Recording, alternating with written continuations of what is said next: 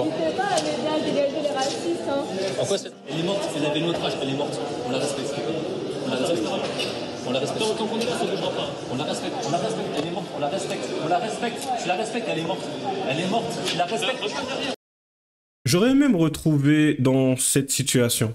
Enfin, quand j'y pense, ça aurait été pas mal de coller des affiches et de me faire traiter de raciste. Oh, comment ça aurait été électrique sur le coup. Ah, je suis un raciste. Je suis un raciste. Toi, t'es quoi alors? Franchement, hein, ça aurait été une situation grotesque. T'es quoi alors? Une jeune fille, hein, c'est quand même assez drôle. On placarde l'affiche d'une jeune fille. Je suis noir, je la placarde. C'est quoi ton problème? T'as un problème avec moi?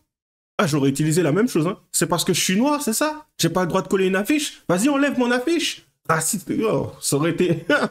ça aurait été épique.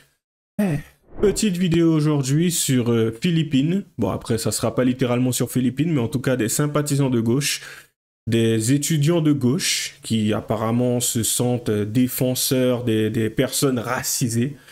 Je n'aime pas vraiment ce terme. Bon, il existe, on fait avec. Donc du coup, des Noirs, des Arabes, bon, en général c'est comme ça que ça se passe, hein. C'est pas des Blancs, c'est pas des Asiatiques, c'est pas des Portugais. Et du coup, ben, on verra comme d'habitude, hein, quelque chose de navrant. Et bien sûr, je donnerai mon point de vue sur la question. À tout de suite.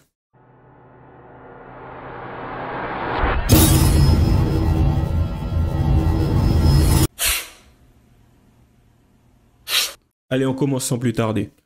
Aujourd'hui, alors que nos militants collaient des affiches en hommage à Philippines sur le campus de Grenoble, des militants de l'UNEF sont directement allés les arracher. L'extrême gauche se fiche de la mort d'une étudiante car l'assassin n'a pas le bon profil. L'anti-France. Voilà. Allez, c'est parti.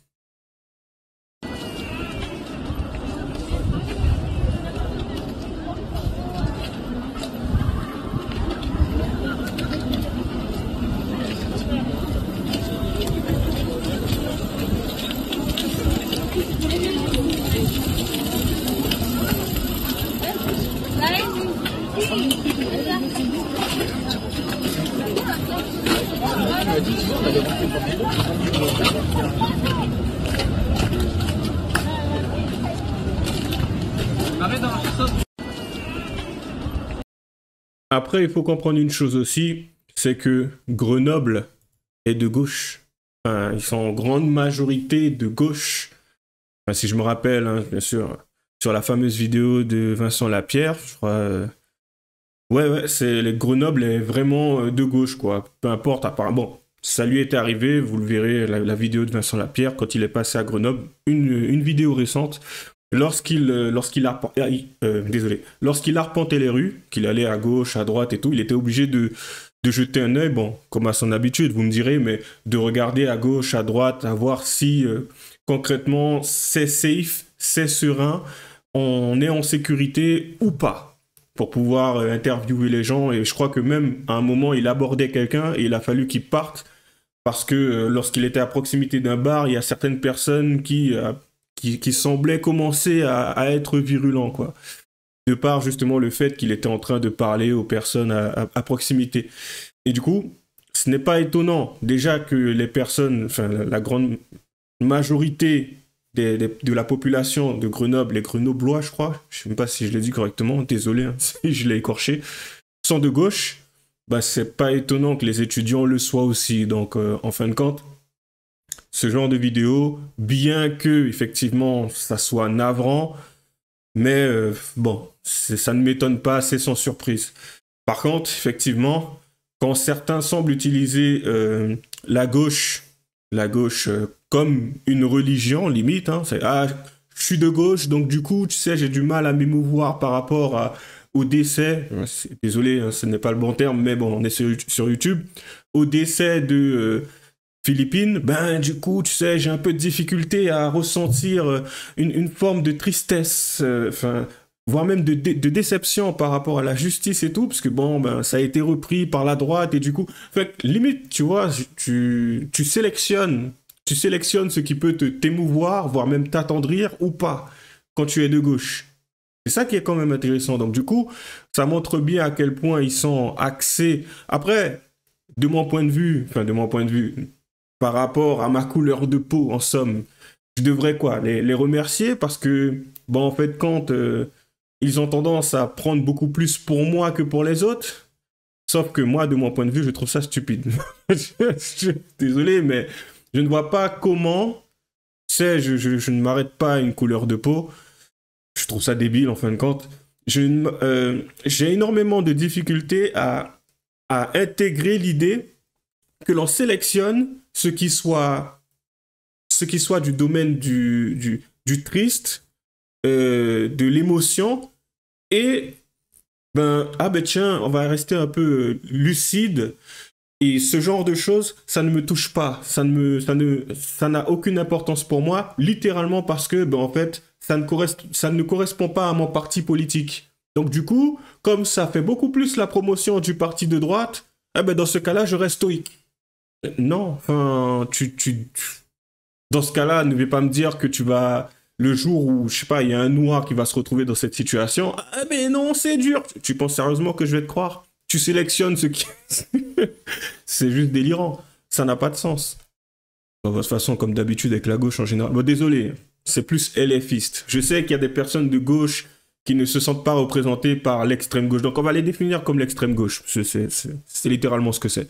L'assassinat de Philippines par un migrant marocain sous OQTF place la gauche face à ces contradictions. Des militants d'extrême gauche s'en prennent aux hommages rendus à la jeune fille en arrachant des affiches. Voici les faits dans l'ordre. Des activistes d'extrême droite à l'Université catholique de Lille, des militants de l'UNEF sur un campus à Grenoble, des affiches en hommage arrachées et remplacées par d'autres à Sciences Po Paris. Sur X, un militant d'extrême gauche pro-palestinien. L'extrême gauche gangrène les universités françaises. Il est impératif que Sciences Po ferme ses portes. Que fait l'État? Bon, on sait très bien ce qu'ils font. Ils sont trop préoccupés à essayer de préserver le pouvoir. Tu vois, ça se tire dessus, ça se tiraille un peu partout. Mais pour pouvoir s'occuper du déclin de la France, il n'y a plus trop personne, tu vois. On va plutôt parler de certaines choses qu'ils ont mis en place, qui ne fonctionnent pas très bien, mais ils l'ont fait.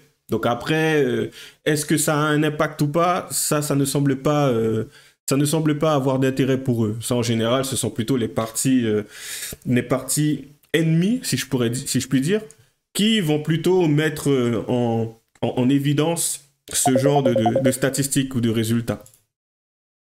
Allez, mais en tout cas, on poursuit.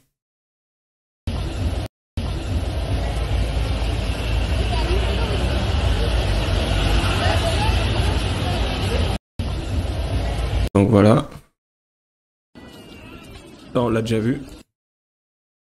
Du coup, quelles sont ces affiches? Je ne sais pas. L'UNEF, ok, d'accord. Je ne sais pas pour vous, mais perso, le fait que Philippines soit issu d'un milieu de Tradka, ok, les quoi? Les mêmes qu'on se tape actuellement au gouv et qui menacent l'IVG et les droits LGBT, et que sa mort soit récupérée par des rats d'extrême droite, rendent toute compassion difficile. Après, reste en paix. Mais comment tu peux... Ok, admettons, le mec qui parle, le mec qui a posté ce genre de truc, apparemment il est pour les Kanaks, il est pour la Palestine, et je crois que c'est un drapeau, je sais pas, désolé, je reconnais pas. Mais toi là qui parle, qui a posté ce tweet, je trouve ça quand même un peu bizarre. Je me dis si un jour, parce que je pense qu'il y a énormément de personnes qui sacralisent la mère et le père, si un jour tu as ta mère et ton père qui viennent dans des circonstances quand même assez dramatiques, on va dire les mêmes circonstances que Philippines, se retrouvent sous terre. T'aurais du mal à t'émouvoir, t'auras du mal à t'émouvoir parce qu'en fin de compte, ils étaient d'extrême droite et que toi, à un moment donné dans ta vie, tu as pris le chemin de l'extrême gauche. Est-ce qu'en fin de compte, c'est un argument valable, ça, aujourd'hui, à mettre sur la table? Parce qu'en fait, je trouve ça quand même délirant. Hein. Moi, à la rigueur, c'est peut-être la façon dont je vois la chose, mais j'en parlerai jamais. Parce que ça n'a juste pas de sens. En fin de compte, on se doute que, au fond, tu ne t'en soucies pas du tout. Ne viens pas me dire que tu t'en soucies. C'est quand même juste faire en sorte de... Ah ben bon, pour correspondre aux idées des partis dans lesquels je me trouve, du coup, j'ai un peu de mal, tu vois, ça reste un être humain, mais elle sert les intérêts de l'autre côté. Donc du coup, on s'en fout. Mais non. Non, juste non. C'est juste anormal. Écœurant. À Sciences Po Paris, des jeunes d'extrême gauche ont arraché des affiches rendant hommage à Philippine qui avait été assassiné. On connaît déjà l'histoire. Ceux qui arrachent les affiches de Philippine sont les mêmes qui arrachent les affiches des otages israéliens. Nous les recollons. N'hésitez pas à m'aider à dégager les racistes. Hein. En quoi elle est morte, elle avait notre âge, elle est morte. On la respecte. On la respecte. On la respecte. Tant qu'on est là, ça ne bougera pas. On la respecte. On la respecte. Elle est morte. On la respecte. On la respecte. Je la respecte. Elle est morte. Elle est morte. Je la respecte. Pourquoi t'enlèves son visage? Pourquoi t'enlèves son visage? N'hésitez pas à m'aider à... Bon. Là, vous savez, ce genre de situation que j'ai envie de dire que pouvez-vous faire, mais en fin de compte, il y a des choses à faire. Il y a des choses à faire. Dans ce genre de situation, ce sont des affiches. Les affiches ne ramèneront pas Philippines, quand bien même ce sont des idiots qui décident de les enlever, quand bien même ce sont des personnes qui ne semblent pas avoir une vision un peu plus élargie sur la situation, qui ne se cantonnent qu'à cette idée que ça ne sert que l'extrême droite. Donc, en fin de compte, oui, on peut parler d'une espèce de maladie qui gangrène les cerveaux en ce moment. Et franchement, ça gangrène fort. Hein. On parle même carrément d'un cancer, tu vois, des petites cellules cancéreuses qui prennent de plus en plus le cerveau de certains jeunes. Tu vois, ça devient presque problématique. Bien, on parle même on pourrait même parler de métastase, tu vois. Ça commence c'est juste délirant. Mais bon, que dire d'autre? Dans ce genre de situation, je me dis juste que, en fin de compte, je pense qu'il y a énormément de personnes dans ma situation qui seraient capables de dire oui, ça serait bien qu'ils se retrouvent dans cette situation pour qu'ils puissent comprendre et voire peut-être même admettre que, en fin de compte, il ne s'agit pas d'un parti ou pas, il s'agit tout simplement d'un être humain, il s'agit d'une situation qui perdure depuis très longtemps, il s'agit tout simplement d'un laxisme dont fait preuve la justice, ou en tout cas le ministre de la Justice, peu importe que ça soit l'autre qui vient de partir ou celui qui vient d'arriver, de toutes les façons, ces paroles ne font pas gage de bonne foi pour la suite. Donc du coup, dans ce genre de situation, que dire? Que dire? Je sais pas, à part si à un moment donné, t'as un espèce de Arrow ou je sais pas quoi qui commence là. Ouais, bon, je suis parti un peu loin dans les trucs de super-héros, mais en fin de compte, je me dis qu'à un moment, là on parle de guerre civile, mais à un moment dans ce genre de situation, pour me recentrer dessus, des personnes qui se retrouvent dans cette situation à systématiquement prendre un parti, en fin de compte, ouais, je serais assez sale là, mais bon. Pour ceux qui ont déjà vu Saw, j'irai pas jusqu'à mettre la vie de quelqu'un en jeu, mais en tout cas, je pense qu'il faudrait des centres de désendoctrinement, si je puis dire, ou en tout cas que l'armée puisse inculquer ses valeurs à ces personnes. Mais après, juste pour faire en sorte que ça soit égaux, enfin que les choses soient égales, désolé, oula. Mais en fait, ça serait bien que ça soit des jeunes de droite ou des jeunes de gauche. Moi, je pense que les jeunes de droite, ça ne les dérangera pas plus que ça. Ou des jeunes de gauche. Ça serait pas mal, en fait, de les faire intégrer. En fait, je parle du service militaire qu'il y avait il y a fort longtemps. Mais bon, ça serait pas mal de le remettre, quoi. Que l'on puisse justement se recentrer et que certains puissent intégrer les valeurs. Moi, perso, le vivre ensemble, pour moi, c'est de la bêtise. Il y aura jamais réellement de vivre ensemble. Et ceux qui y croient, ouais, vous savez, on a tous le droit de rêver. Ça ne veut pas dire que les rêves ne seront pas réalisables. Mais quand tes rêves touchent l'être humain, le problème, c'est que l'être humain, il est tellement volatile qu'à un moment donné, si tu as des attentes de lui, tu risques d'être déçu. Donc, par contre, je sais qu'on peut faire en sorte de prendre la bonne direction. Et pour ça, il faudrait un encadrement, une structure, un endroit où ces jeunes puisse avant tout, avant même d'adhérer simplement à des valeurs et à un parti politique, avant tout, être français. Tu vois? Être français au lieu d'être palestinien, au lieu d'être un peu plus pour la cause noire, pour la cause arabe, voire même pour la cause blanche, parce qu'il y a aussi de ce côté, hein, ça arrive par moments, mais que certains restent, ou plutôt comprennent que, en fait, en France, on est français avant tout. Donc si tu sers la cause, dans ce cas-là, on n'a rien à te reprocher. Si tu desserres la cause, tu as beau avoir un grand-père qui, à un moment donné, a aidé Jeanne d'Arc ou je sais pas quoi, on s'en fout, tu desserres la cause. Dans ce cas-là, tu dégages. Tu es noir, tu viens d'arriver, mais t'as pas apprécié la colonisation, ben dégage. Je vais te dire, s'il y a quelque chose qui t'agace, qui t'insupporte ici, je l'ai déjà dit, mais pourquoi rester? Pourquoi rester? Peut-être que tu n'es pas conscient de la situation, peut-être que tu n'es pas conscient qu'en fait tu as envie de partir et qu'il faudrait peut-être te mener la vie un peu plus dure pour que tu puisses à un moment donné t'en rendre compte. Que ça ne donne pas des idées à certains. Mais encore une fois, c'est juste navrant. Tu viens, tu décolles des affiches, c'est juste navrant en fait. Imagine-toi, mais que ça soit chez les Noirs, ou ceux qui pleurent à chaque fois que quelqu'un les regarde et qui crient au racisme, comment ceux d'antan auraient vu cette situation? Quel aurait été leur point de vue sur cette situation? Arrête de faire ta victime. Imagine-toi, pour ceux qui ont fait la guerre, on va parler simplement chez les Blancs, ceux qui ont fait la guerre, qui à un moment donné ont fait en sorte que la France soit un lieu de paix, tranquillité, où tu te sens serein. Et qu'aujourd'hui, ça aille dans une direction dramatique. On parle de déclin de la France. Imagine-toi ces personnes aujourd'hui avoir un point de vue sur la génération actuelle. Quel point de vue, selon toi, ils auraient? Et pourtant, ce sont les premiers à se baser sur le passé, disant que oui, on a fait ça aux Noirs. Ah, les Noirs. Ah, mais ils nous ont fait ça à nous. Non. Le problème, c'est qu'en fait, tu as des personnes d'antan qui ont fait ce qu'ils avaient à faire pour faire en sorte qu'aujourd'hui, on puisse vivre tranquille.